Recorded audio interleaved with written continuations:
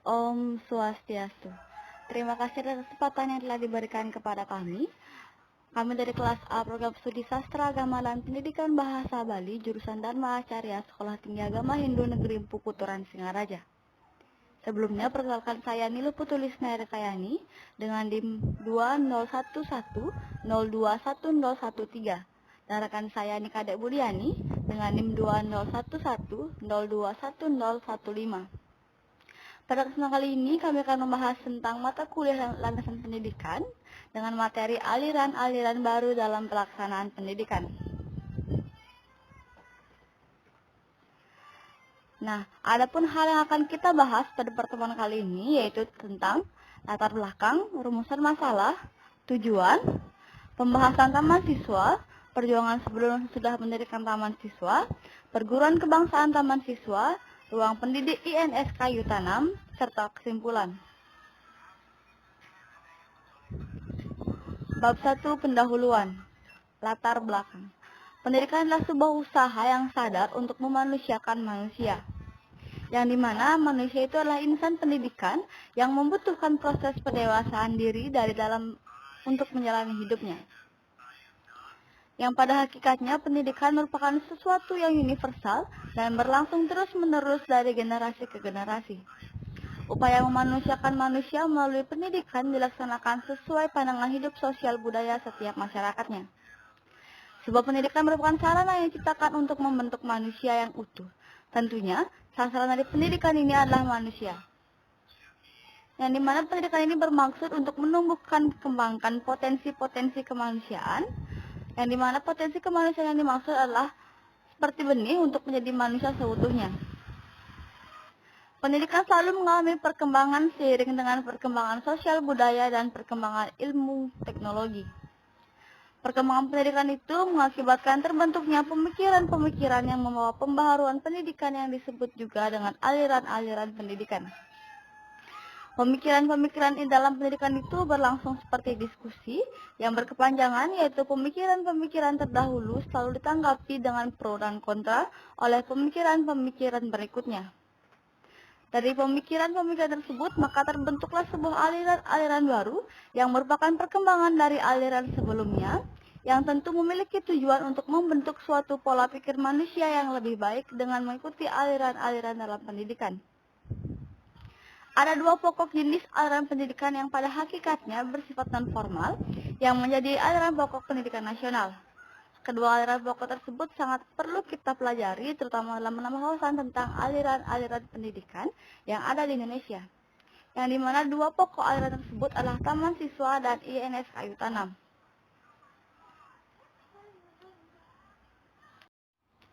1.2 Rumusan masalah. 1.2.1 Apakah yang dimaksud dengan aliran pokok pendidikan taman siswa?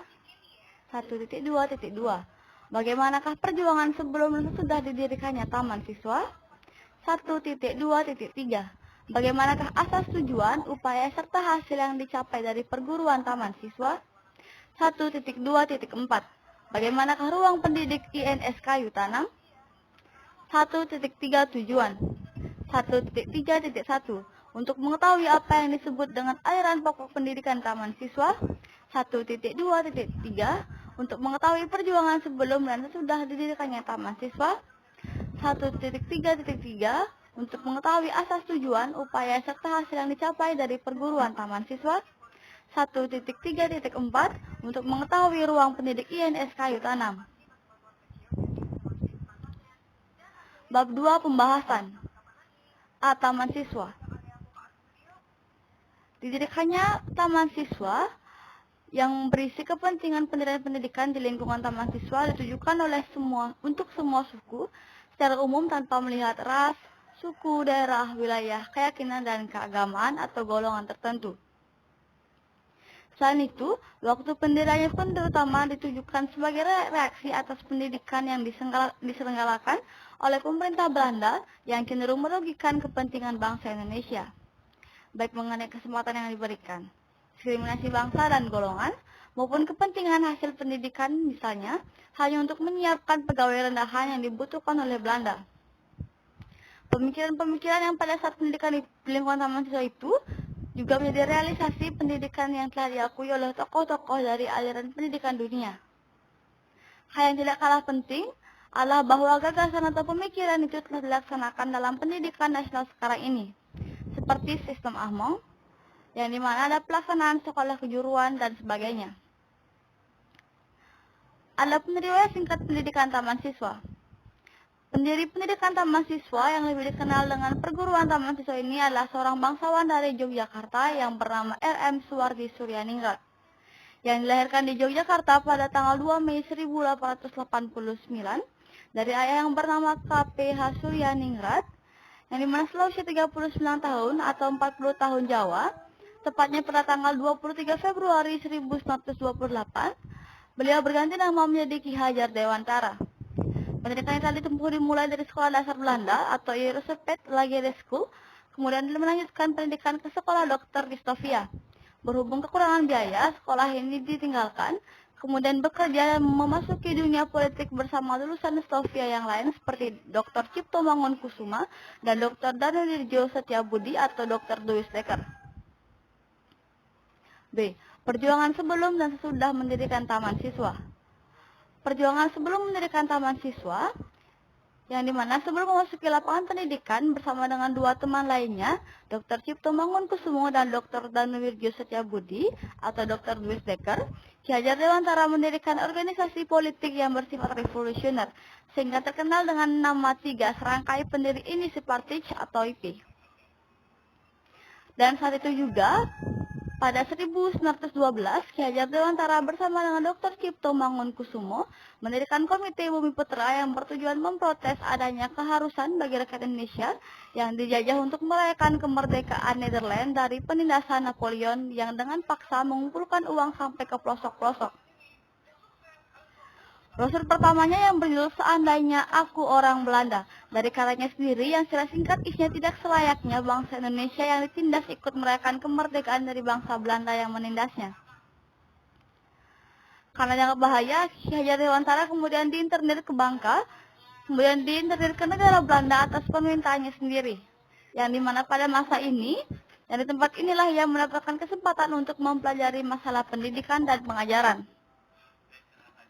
Setelah 4 tahun dengan tanpa diminta perusahaan eksternal itu dicabut sehingga ia dapat pulang kembali ke tanah airnya. Setelah ia kembali ke tanah air dan meneruskan perjuangan politiknya, dimulai lagi dari menulis surat di kabar yang berjudul Kembali ke Pertempuran. Ia menjadi sekretaris politik dan menjadi redaktur 3 majalah dari partai politik atau National Initiative Party, kemudian yaitu Benewegi, Persatuan India dan pengunggah dengan aktifnya ke dunia politik hanya untuk masuk dan keluar penjara. Karena semakin kejamnya pemerintah Belanda terhadap rakyat Indonesia, lebih-lebih terhadap pergerakan rakyat Indonesia, dan agar perjuangan untuk kepentingan bangsa lebih bermanfaat, maka Ki Hajar Dewantara meninggalkan medan politik yang nampak memasuki medan pendidikan dan pengajaran pada tahun 1921, yang dimulai dari mengajar pada sekolah Adi Dharma kepunyaan kakaknya, R.M. Suryono Prato di Yogyakarta. Perjuangan setelah mendirikan taman siswa. Setelah 1 tahun mengajar di Adi Dharma, Ki Hajar Dewantara mendirikan sekolah yang sesuai dengan cita-citanya sendiri, yaitu pada tanggal 13 Juli 1922, dengan nama National Otherwich Institut Taman Siswa, yang kelak diubah menjadi Perguruan Kebangsaan Taman Siswa.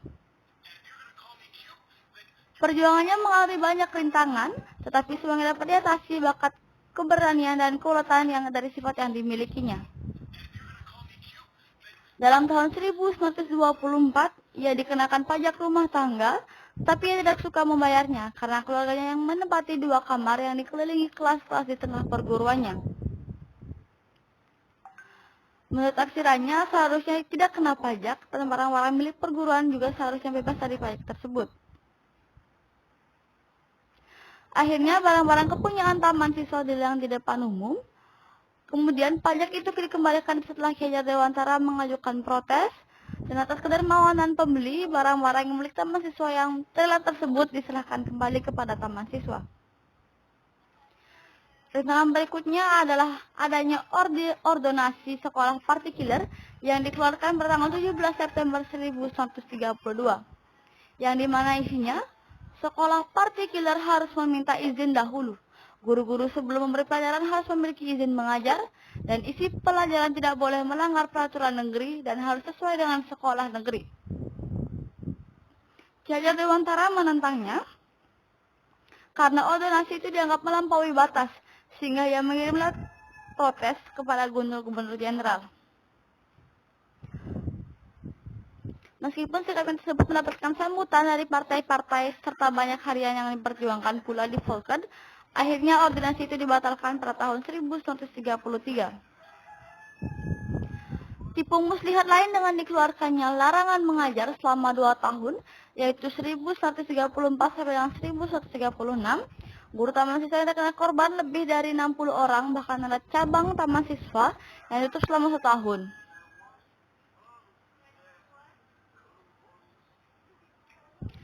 Perjuangan lainnya adalah menentang pajak upah yang diberlakukan tahun 1935. Pada zaman kemerdekaan, ia berturut-turut Menteri Pendidikan, Pengajaran, dan Kebudayaan yang pertama, anggota dan wakil ketua Pertimbangan Agung, anggota parlemen, serta mendapat gelar doktor honoris causa dalam ilmu dan Universitas Gadjah Mada pada tanggal 19 Desember 1156. Dan pada tanggal 20 April 1159, Ki Hajar Dewantara meninggal dalam usia 70 tahun. C.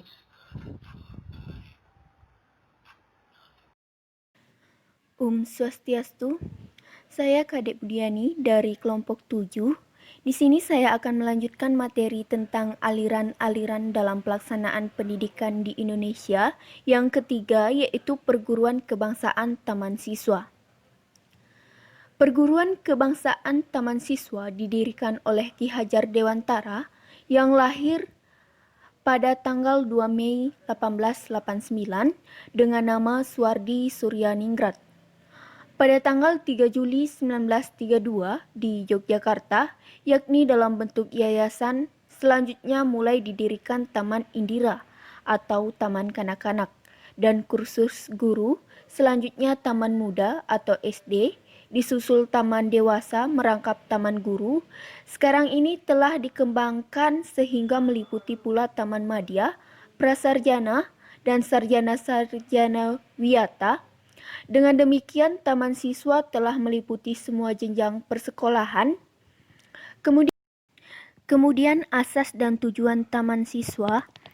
Perguruan kebangsaan taman siswa mempunyai 7 asas perjuangan untuk menghadapi pemerintah kolonial Belanda, serta sekaligus untuk mempertahankan kelangsungan hidup bersifat nasional dan demokrasi. Ketujuh asas tersebut dikenal dengan asas 1922, yaitu yang pertama, bahwa setiap orang mempunyai hak mengatur dirinya sendiri dengan mengingat terbitnya persatuan dalam peri kehidupan umum. Yang kedua, bahwa pengajaran harus memberi pengetahuan yang berfaedah, yang dalam arti lahir dan batin dapat memerdekakan diri. Yang ketiga, bahwa pengajaran harus berdasar pada kebudayaan dan kebangsaan sendiri.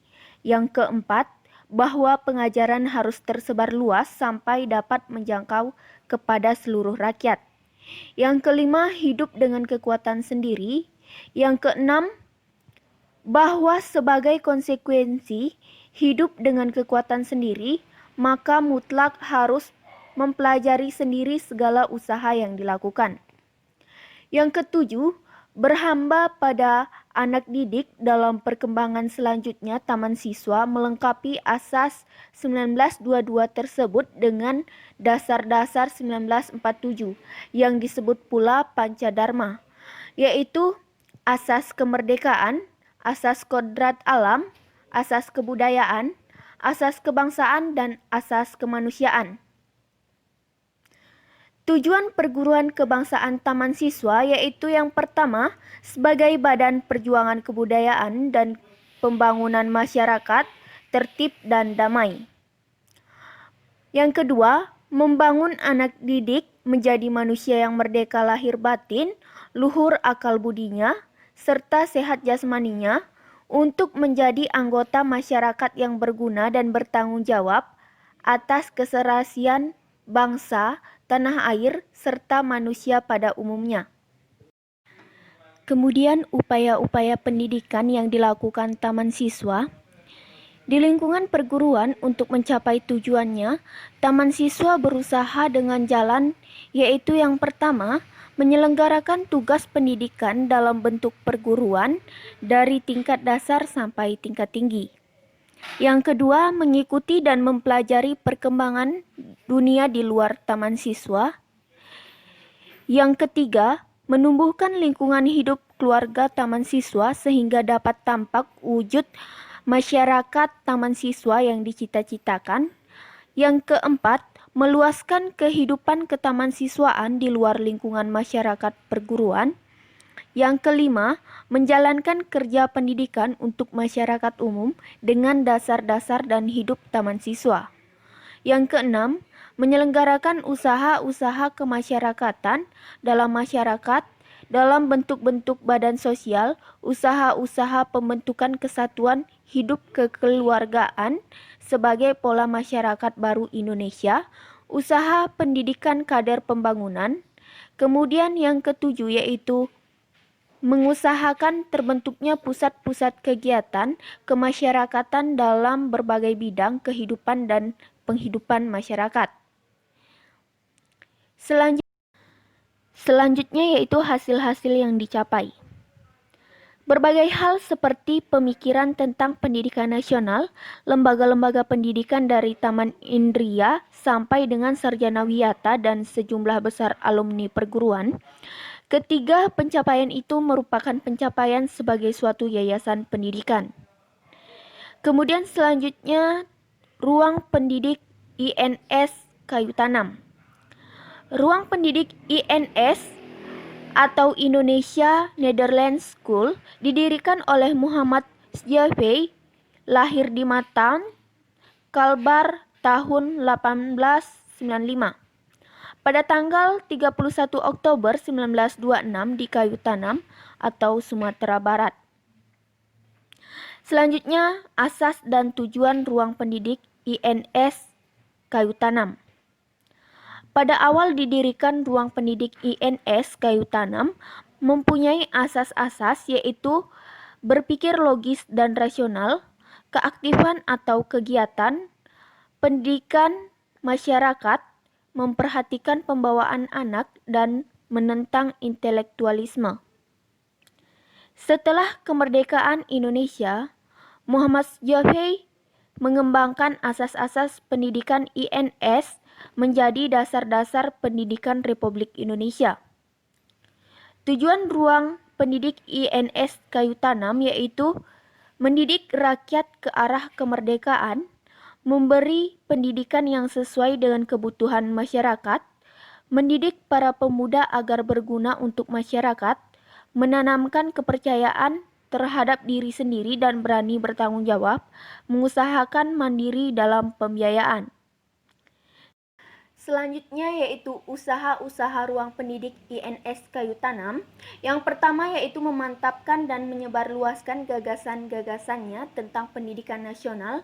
Yang kedua, menyelenggarakan berbagai jenjang pendidikan dan program khusus untuk menjadi guru. Yang ketiga, penerbitan majalah anak-anak atau sendi, buku bacaan dalam rangka pemberantasan buta huruf dan angka, mencetak buku-buku pembelajaran. Yang terakhir, hasil yang dicapai ruang pendidik INS Kayu Tanam, yaitu mengupayakan gagasan-gagasan tentang pendidikan nasional atau terutama pendidikan keterampilan atau kerajinan, beberapa ruang pendidik atau jenjang persekolahan, dan sejumlah alumni. Bab 3 penutup. Kesimpulan. Berdasarkan uraian di atas, dapat disimpulkan bahwa 1.